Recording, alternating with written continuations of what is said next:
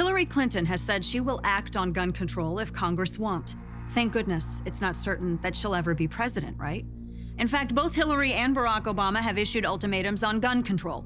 USA Today recently highlighted some key points of Hillary's gun control plan, which include, quote, repealing laws that prevent victims of gun violence from holding negligent manufacturers and dealers accountable, which why not just sue the murderer? Providing more funding to increase inspections of gun stores, which is already a law for FFLs, and a plan to revoke the licenses of dealers that knowingly sell to traffickers and straw purchasers, again, already a law. It must be Hillary's strong passion for straw purchase prosecution that has prevented her from speaking out on the murder of Omaha cop Kerry Orozco. Orozco was murdered by Marcus Wheeler, a repeat offender, a gang member with a storied violent record. Wheeler was a prohibited possessor, and his gun was supplied by his girlfriend, 26-year-old Jalita Johnson. Wheeler gave Johnson the money and told her what to buy. Johnson knew he was a felon, knew it was illegal, and yet did it anyway.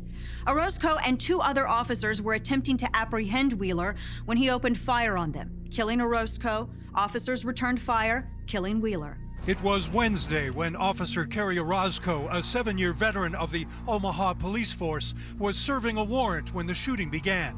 Helping officer, lost her down.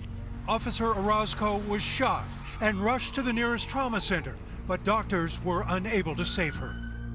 Orozco just had a baby prematurely 3 months prior and was hours away from taking the baby girl home from the hospital and starting her delayed maternity leave.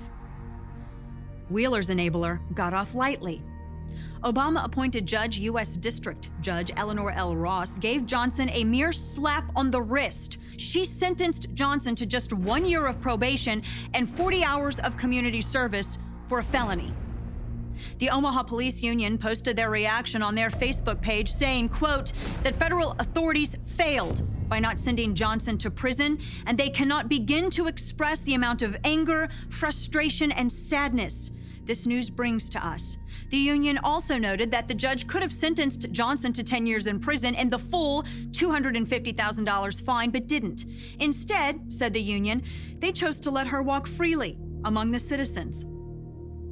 President Obama hasn't called Orozco's family, despite saying through his spokesman, Jay Carney, a few years earlier, quote, when it comes to straw purchases, again, this is about enforcing the law. If you have individuals who are routinely buying weapons as straw purchasers on behalf of criminals who cannot buy weapons themselves because of their criminal record, that's a violation of the law, and we ought to take action to ensure that the law is enforced. But they don't enforce the law. In fact, they indulge criminals who break it. Case in point, this month, the Obama administration is releasing thousands of violent criminals, many of whom were imprisoned on additional firearms-related charges as part of their new early release program. So where is the deterrent for breaking the law? Instead of Johnson and these other criminals learning a stiff lesson from their crimes, they get wrist slaps, light sentences, reduced jail time.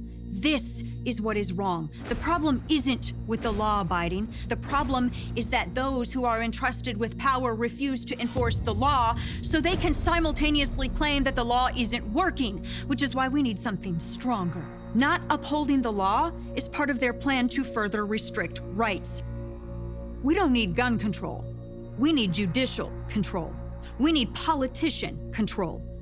Our thoughts and prayers are with the Orozco family and the Omaha PD.